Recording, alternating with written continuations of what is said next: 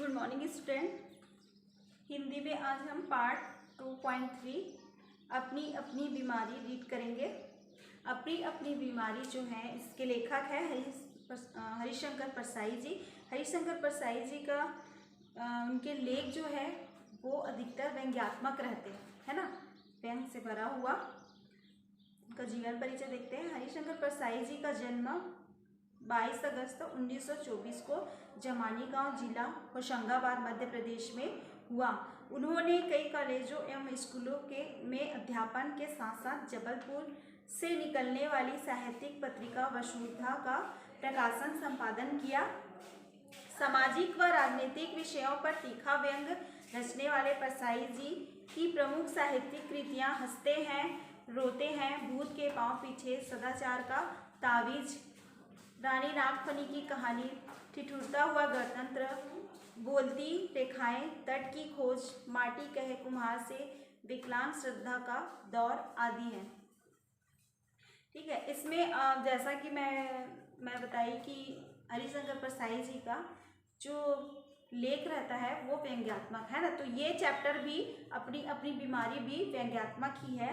तो इसमें लेखक ने टैक्स नामक बीमारी है ना, टैक्स नामक बीमारी को अपनाने के लिए यहाँ पे इस चैप्टर में जो है कि उन्होंने ऐसा इच्छा जाहिर किया है कि जो टैक्स की बीमारी है वो मुझे भी हो जाए, है ना। इस चैप्टर में वही है कि लेखक चाहते हैं कि जो टैक्स की बीमारी है वो लेखक को भी हो जाए और वो टैक्स की बीमारी से मर जाए, लेकिन ऐसा नहीं होता है। ठीक है, देखते हैं आगे। लेखक कहते हैं यहाँ पे कि ये पिक्चर जो दिख रहा है ना कि यहाँ पे कोई लेटा है वो टैक्स की बीमारी से ग्रसित है, ऐसा इसमें बताया गया है। तो लेखक जो है चंदा मांगने के लिए जाते हैं ना, चंदा मांगने हम वहाँ जाते हैं, तो वो भी चंदे के जो है ये जो पिक्चर में दिखाई दे रहा है ना वो चंदा के भी चंदा मांगने जाते हैं, तो वो चंदा के भी पूर्वाभिलाषी है और वो चेहरा देखकर भाप जाते हैं कि इन लोग टलने वाले नहीं हैं, है ना। तो वो भी देने वाले नहीं हैं, वो चंदा देने वाले नहीं हैं और जो चंदा मांगने गए हैं वो ले बिना टलने वाले नहीं हैं, लेकिन फिर भी वो आ जाते हैं वापस। फिर भी हम दोनों को अपना कर्तव्य निभाना था, ऐसा लेखक कहते हैं कि हम दोनों को अपना कर्तव्य निभाना था। हमने प्रार्थना की तो वो बोले, है ना, हमने प्रार्थना की तो वो बोले आपको चंदे की पड़ी है, हम तो टैक्स के मारे मर रहे हैं, है ना। आपको तो चंदे की अपनी चंदे की पड़ी है, आप चंदा मांगने आए हो, लेकिन हम तो टैक्स की बीमारी से मर रहे हैं। टैक्स की बीमारी ऐसी बीमारी है, इसका कोई इलाज नहीं है चिकित्सा विज्ञान में, है ना। चिकित्सा विज्ञान में इसका कोई इलाज नहीं है। बड़े से बड़े डॉक्टर को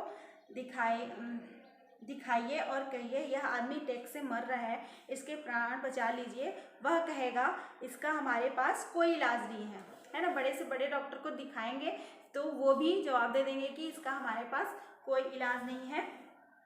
निमोनिया, कॉलरा, कैंसर जिनसे लोग मरते हैं, है ना, तो ये जो है बड़ी बड़ी बीमारियां हैं और ये टैक्स की कैसी बीमारी है जिससे वे मर रहे थे, है ना।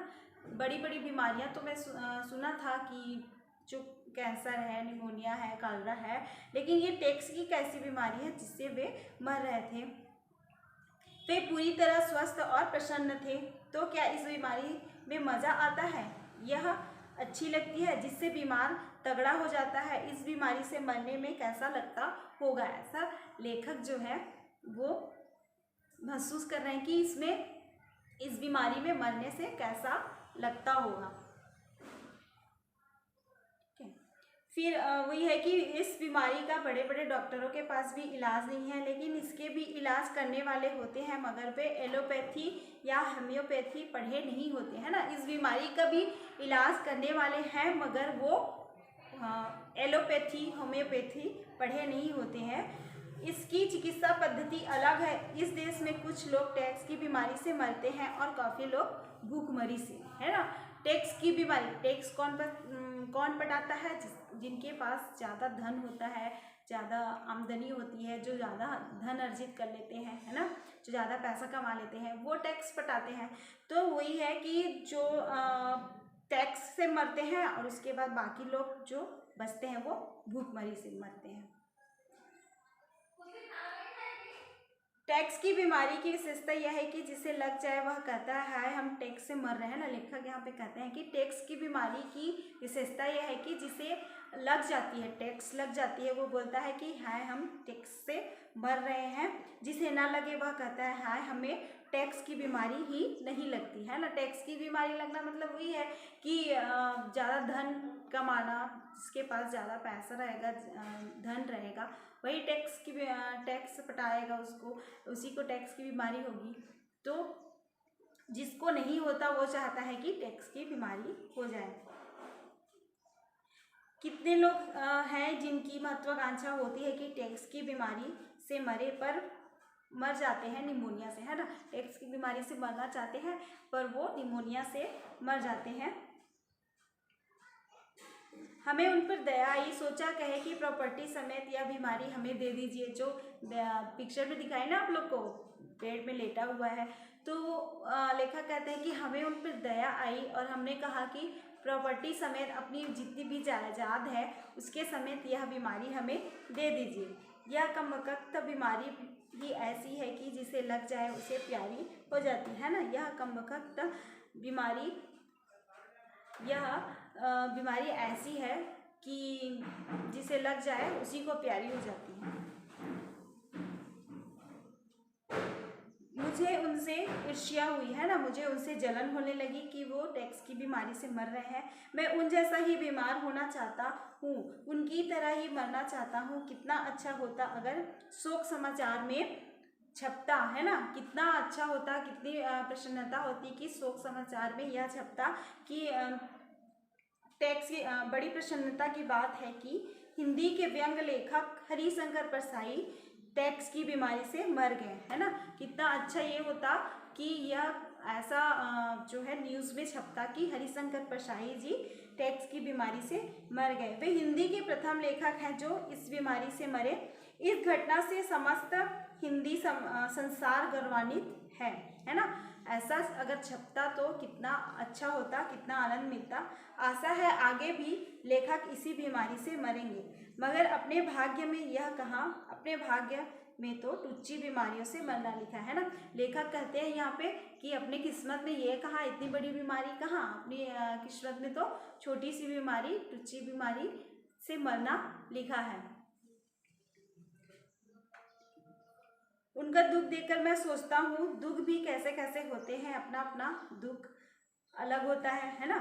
उनका दुख था कि टैक्स मारे डाल रहे हैं, अपना दुख है कि प्रॉपर्टी नहीं है। उनका दुख, उनके पास प्रॉपर्टी है तो उनको यह दुख है कि उनका टैक्स उन पे भारी पड़ रहा है, टैक्स उनको मार रहा है। लेकिन हमारा दुख क्या है कि हमारे पास प्रॉपर्टी नहीं है, कोई टैक्स नहीं है। तो प्रॉपर्टी रहेगा तब टैक्स लगेगा, है ना। तो प्रॉपर्टी नहीं है, जायदाद नहीं है, इसका दुख है, जिससे अपने को भी टैक्स से मरने का सौभाग्य प्राप्त हो। हम कुल 50 रुपये चंदा न मिलने के दुख में मरे जा रहे थे, है ना। हम तो 50 रुपये जो चंदा नहीं मिला उसी के दुख में मरे जा रहे थे। मेरे पास एक आदमी आता था जो दूसरों की बेईमानी की बीमारी से मरा जाता था, है ना। लेखक कहते हैं कि मेरे पास एक आदमी आता था जो दूसरों की बीमारी से, दूसरों की बेईमानी से वो बीमारी से मरा जाता था। वो दूसरे जो बेईमानी करते थे तो उसकी बीमारी से वो मरता था। ईर्ष्या होती थी कि वो बेईमानी कर रहे हैं करके। अपनी बेईमानी प्राण घातक नहीं होती बल्कि संयम से साधी जाए तो स्वास्थ्यवर्धक होती है। वह आदर्श प्रेमी आदमी था। गांधी जी के नाम से चलने वाले किसी प्रतिष्ठान में काम करता था, है ना। गांधी जी के नाम से चलने वाले किसी संस्था में वे काम करता था। मेरे पास घंटों बैठता और बताता कि वहाँ कैसी बेईमानी चल रही है। वो अपने संस्थान की बेईमानी को लेखक के सामने, लेखक के साथ बैठकर उनको बताता था कि कैसे कैसी वहाँ पे बेईमानी चलती है। कहता युवावस्था में मैंने अपने को समर्पित कर दिया था, किस आशा से इस संस्था में गया और क्या देख रहा हूँ, है ना। युवा अवस्था में मैंने इस संस्था को, अपने आप को समर्पित कर दिया, लेकिन क्या सोच के मैं वहाँ गया था और क्या मैं वहाँ पे देख रहा हूँ। मैंने कहा भैया युवावस्था में जिन्हें समर्पित हाँ, जिनने समर्पित कर दिया वे सब रो रहे हैं, फिर तुम आदर्श लेकर गए ही क्यों, है ना। युवावस्था में अब समर्पित कर दिया, तुम रो रहे हो तो तुम आदर्श लेकर वहाँ पे गए ही क्यों। गांधी जी दुकान खोलने का आदेश तो मरते मरते दे नहीं गए थे, है ना। हरिशंकर प्रसाद जी कहते हैं कि गांधी जी तो मरते मरते ये नहीं बोले थे कि तुम दुकान खोलकर बैठो। मैं समझ गया उसके कष्ट को। गांधी जी का नाम प्रतिष्ठान में जुड़ा होने के कारण वह बेईमानी नहीं कर पाता, है ना। गांधी जी का जो नाम उस संस्था से, उस प्रतिष्ठान से जुड़ा था, इसलिए वो बेईमानी नहीं कर पाता और दूसरों की बेईमानी से वो जलता था, है ना। अपना तो कर नहीं पाता था और दूसरे जब रिश्वत लेते, कुछ भी बेईमानी करते तो उससे वो जलता था। तो मैं नहीं कर पा रहा तो वो भी मत करें। गांधी जी विनोबा जैसों की जिंदगी बर्बाद कर गए, है ना। मगर गांधी जी ने उनकी जिंदगी बर्बाद की थी, वो ऐसी लेखक जो है बोल रहे हैं उस आदमी के लिए। ठीक है, आगे देखते हैं। मेरे साथ, हाँ, मैं उनके साथ बैठा था और मेरे साथ 2-3 बंधु और बैठे थे। मैं दुखी हूँ, मेरा दुख यह है कि मुझे बिजली का 40 रुपये का बिल जमा करना है और मेरे पास इतने रुपये नहीं है ना। 40 रुपये का बिजली का बिल जमा करना है और मेरे पास 40 रुपये नहीं है। और एक उनके मित्र थे जो अपनी आमदनी को लेकर वो दुखी थे, है ना, कि लास्ट ईयर, पिछले साल मुझे 50,000 का मुनाफा हुआ था, वो पुस्तक व्यापारी थे, है ना। तो और इस साल मुझे 40,000 का मुनाफा हुआ है, तो मेरे को 10,000, है ना, 10,000 का नुकसान हो गया। तो इसी तरह जो है वो सारे अपने अपने दुख से पीड़ित थे। लेकिन लेखक को क्या दुख था? लेखक को ये दुख था कि मुझे टैक्स की बीमारी हो जाए और मैं उस टैक्स की बीमारी से मरना चाहता हूँ। लेकिन ये कमबख्त जो है, ये जो टैक्स की बीमारी है वो मुझे होती ही नहीं है और मेरी किस्मत में तो टुच्ची छोटी सी बीमारियों से मरना लिखा है। मेरे मन में फिर वही लालसा उठती है कि वह सज्जन प्रॉपर्टी समेत अपनी टैक्सों की बीमारी मुझे दे दे और मैं उससे मर जाऊं, मगर वे मुझे यह चांस, यह मौका नहीं देंगे। ना वे प्रॉपर्टी छोड़ेंगे ना बीमारी, और मुझे अंततः किसी ऊंची, मतलब वही छोटी सी बीमारी से मरना होगा। ठीक है, लेखक की लालसा यह थी कि वो प्रॉपर्टी समेत, है ना, प्रॉपर्टी समेत उनको टैक्स की बीमारी दे दे। लेकिन ऐसा जो पर्सन थे वो ऐसा नहीं करते, है ना। और लेखक जो उदास हो जाते हैं कि मेरी किस्मत में तो छोटी सी बीमारी से ही मरना लिखा है। तो इस प्रकार ये चैप्टर जो है ख़त्म हुआ। नेक्स्ट डे नेक्स्ट चैप्टर के साथ मिलते हैं। Okay, bye.